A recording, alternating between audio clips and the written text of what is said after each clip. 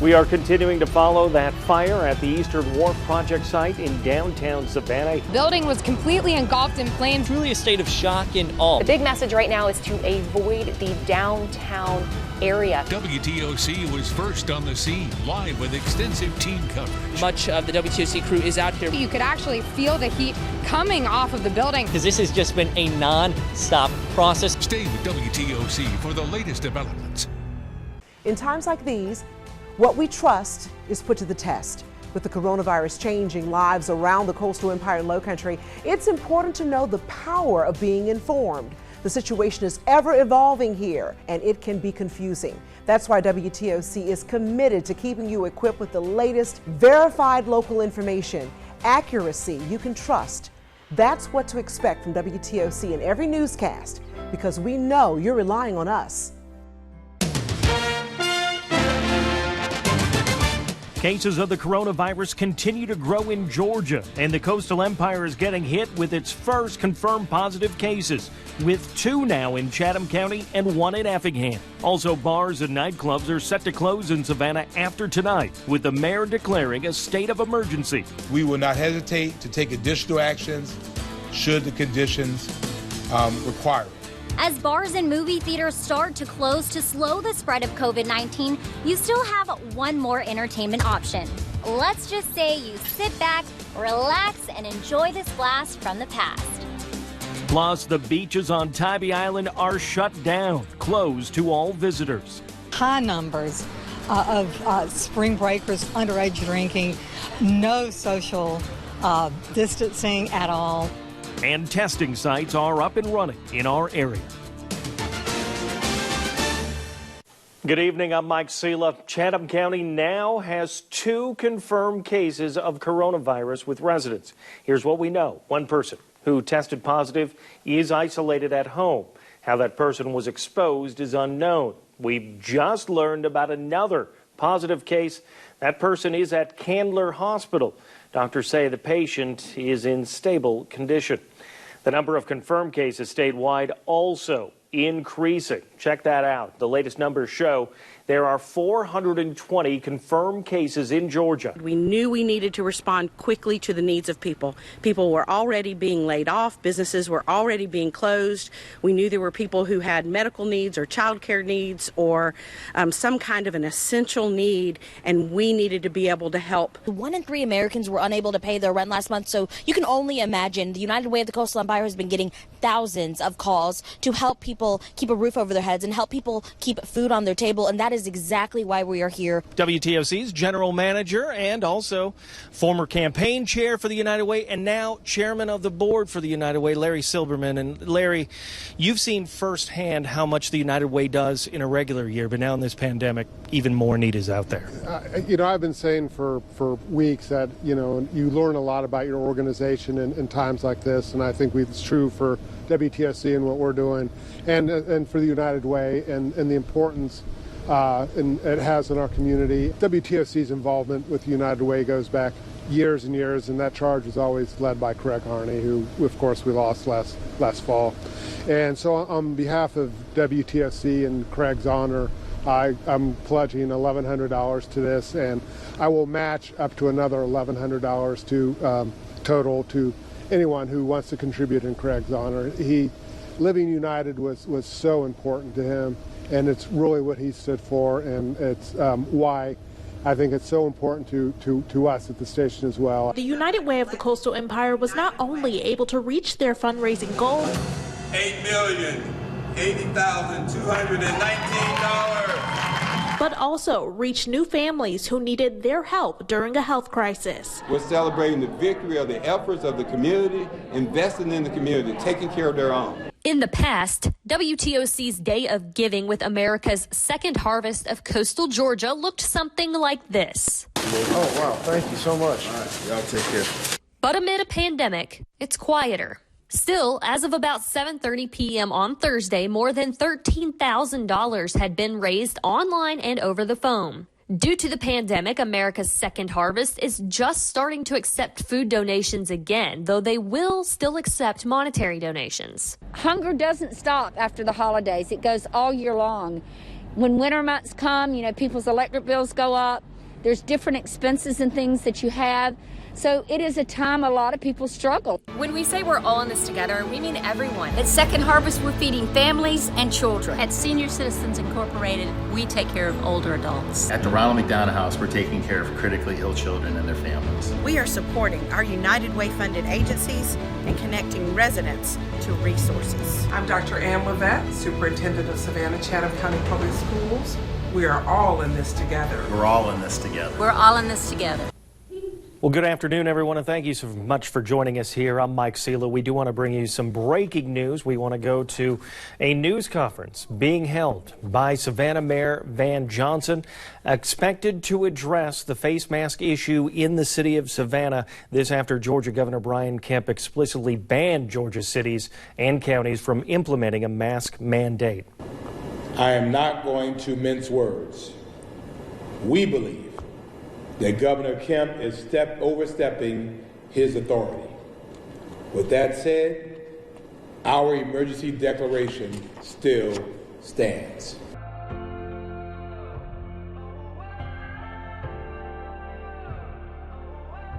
We're all scared.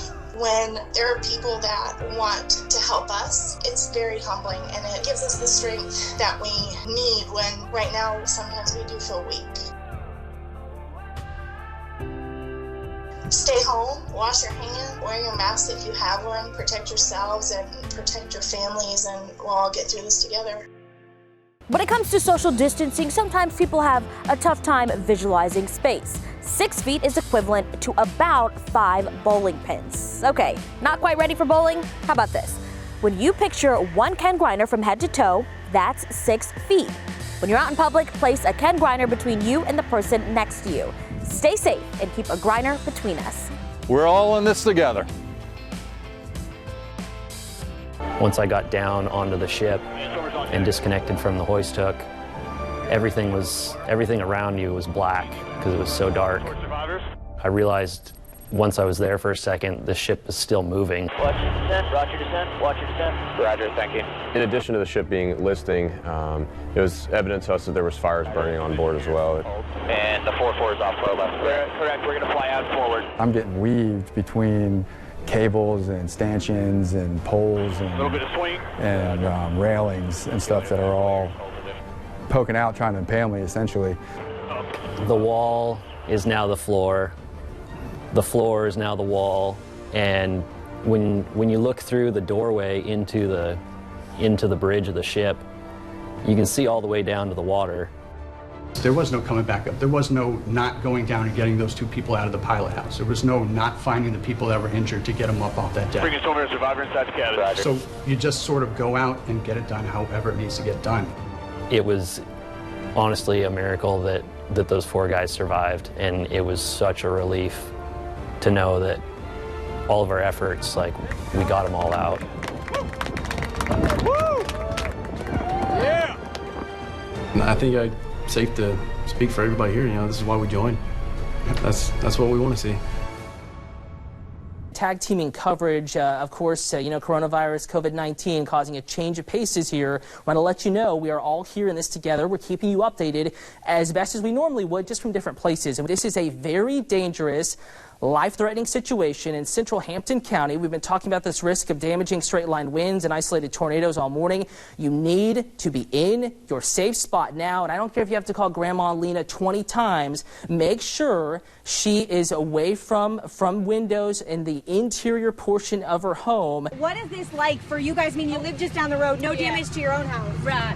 It was very scary. We got actually the first alert on our phone, so we got up, got the kids, got it ready for the closet, and we never heard the loud train sound, but it was very scary. And then we come out to check on the neighbors, and they are devastated. I mean, we've never seen anything like this. Over my shoulder, you might be able to see here in the distance a few cars that were actually flipped over on their roof, on their side. A home was actually tossed off of its foundation. Fortunately, I'm told the woman inside that home was able to walk away miraculously. But I did confirm a couple of hours ago with the emergency management director here in Hampton County, Suzanne Peoples. She says There are 5 deaths here in the county that they can confirm right now. She did say that number could go up. This home was for sale, and now, as you can tell, they're going to be figuring out what to do next. This is the porch, you guys, you can see, and as you can tell, the house just completely shifted away from that structure. The plumbing, all of it exposed now. The tornado came, and all I heard was a crack, and then the house shook really badly, and then the tree fell.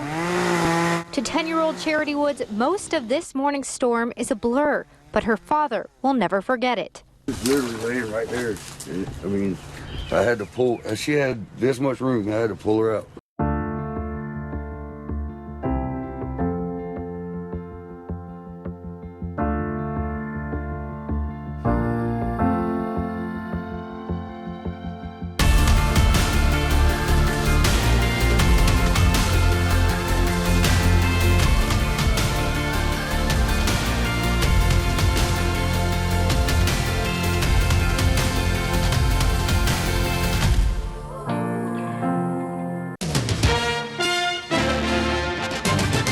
The Brunswick father and son who admitted killing an unarmed man have been denied bond. I won't be satisfied till everybody involved. After months of cries for justice and national headlines, the men were finally arrested yesterday. Rallies continue today in support of the arrest and the Arbery family on what would have been Ahmaud Arbery's 26th birthday. Good evening and thanks for joining us. Bond has been denied for the 2 white men who shot and killed an unarmed black man in Glenn County. WTOC crews have been in Brunswick all day following the very latest on the investigation. We begin with our Right Gas Away. Dawn, it has been an emotional few weeks for this Glenn County community as they tried to get national attention on this case. They finally did a couple of weeks ago, and now there have been 2 arrests made. The writing was on the wall earlier this week when the GBI took over the case, given the very public statements from the governor and the GBI director. Now, 2 men are in jail. Earlier this week, the governor and the GBI director called the prosecutor on the case and asked if they could help. Director Vic Reynolds says no amount of social media pressure led to the charges.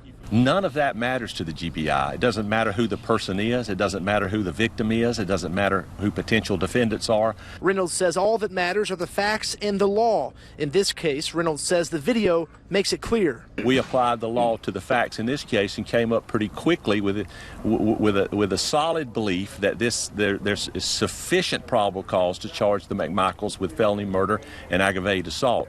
Well, right, Ahmaud Arbery would have turned 26 today, and people held balloons and they had signs wishing him a happy birthday. And it's important to note here, there's a lengthy timeline. This shooting happened back in February, on February 23rd. Part of the reason people are so fed up is that they felt like this arrest should have happened much earlier. So the shooting happened on February 23rd. The prosecutor now on the case is a man named Tom Durden. He is in the Atlantic Circuit located there in Hinesville. He got the case on April 13th. Then fast forward to May 5th. That video leaked out early that morning. And then later that morning, Tom Durden said he would in fact take this case to a grand jury. That same day, the governor saw the video, the attorney general saw the video, the GBI director saw the video. All of them shared disgust at what it showed. The GBI director reached out to Tom Durden and said he wanted to be involved in the case. The district attorney then did make that formal request. Fast forward to yesterday, May 7th, and Greg and Travis McMichael were arrested by the GBI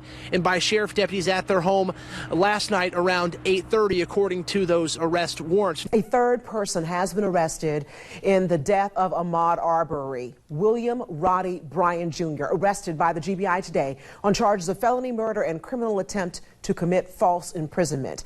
Bryan is the man who shot the cell phone video of the chase and the shooting. None of us could have ever imagined what we'd be seeing today. Many people throughout our community, though, are struggling during this time. Some people can't put food on the table. Some people can't pay their bills. But through it all, we've seen people that are rising above, and they are being a difference maker. These incredible acts of kindness, people showing the appreciation for their teachers. Those of you who are out on the front lines, stocking shelves at our grocery store, volunteering to hand out food. It's been great to see people stepping out, not just the big businesses, but individuals as well, because small things do matter. The worst time bringing out the best in people.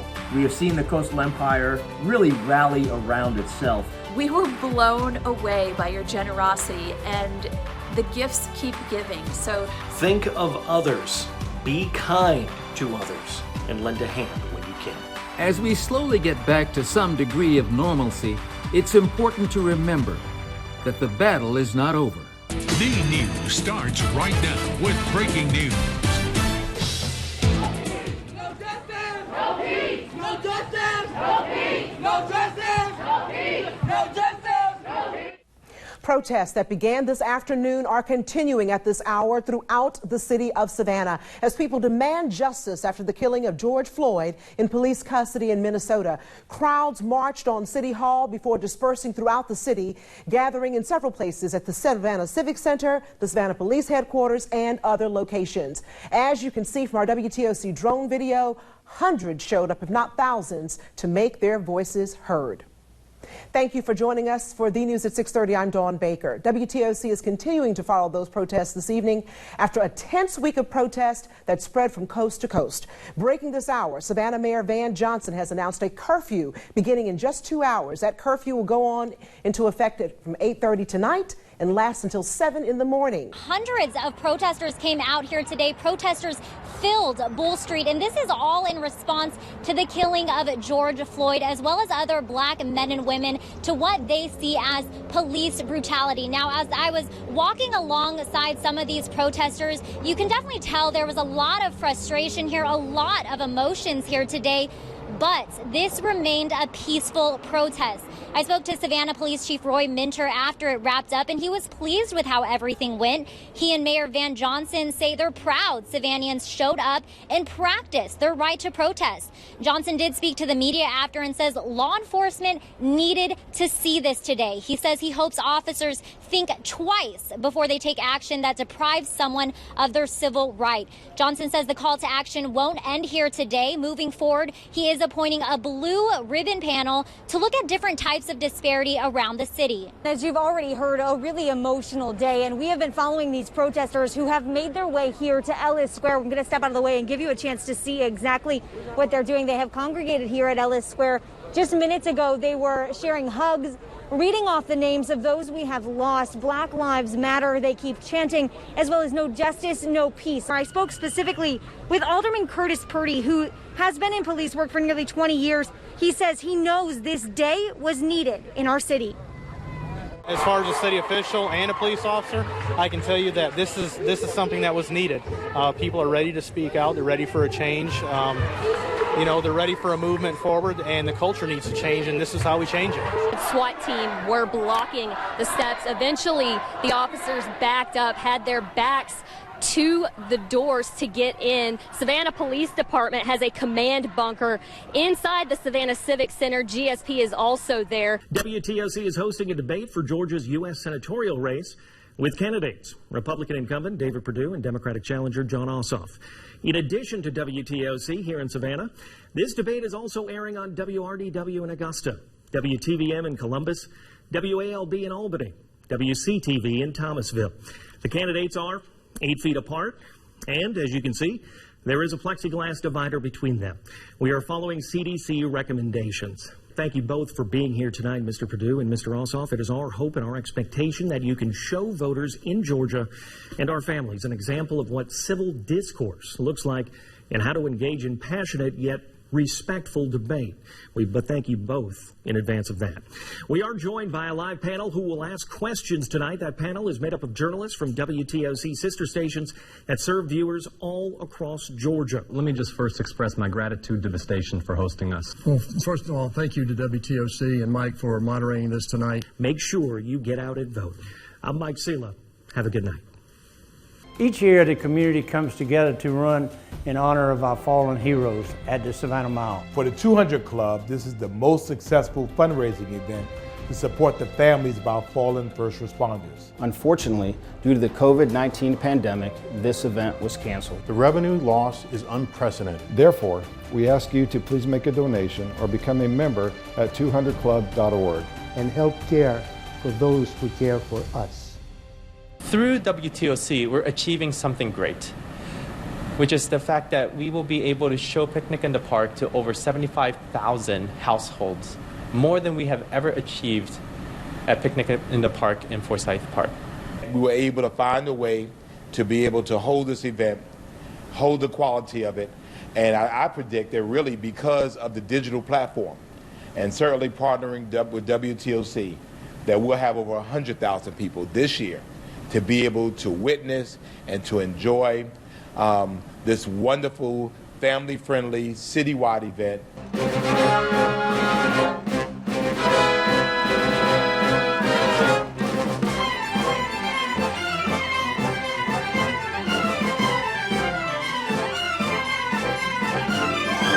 Our very own Dawn Baker here in Savannah. She is one of 30,000 Americans taking part in this trial. Dawn, tell us about what this experience has been like. Well, I mean, it was very exciting, and I'm a little anxious about it as well. Of course, I don't know if I got the actual vaccine or the placebo. In phase 1 and phase 2, the people who went through it, the most severe symptoms were a cold and a fever. So I figured that's the least kind of sacrifice I could make to ultimately perhaps help save some lives. For the past several months, Dawn Baker has sat behind the desk here at WTOC, bringing you the latest information on the COVID-19 pandemic. Today, she stepped out from behind that desk to be a part of the solution. Kind of sitting around wondering when this is going to end and hearing about all the people who have been so incredibly sick, including Lindsay, and also hearing about the large number of people who've died right here in America.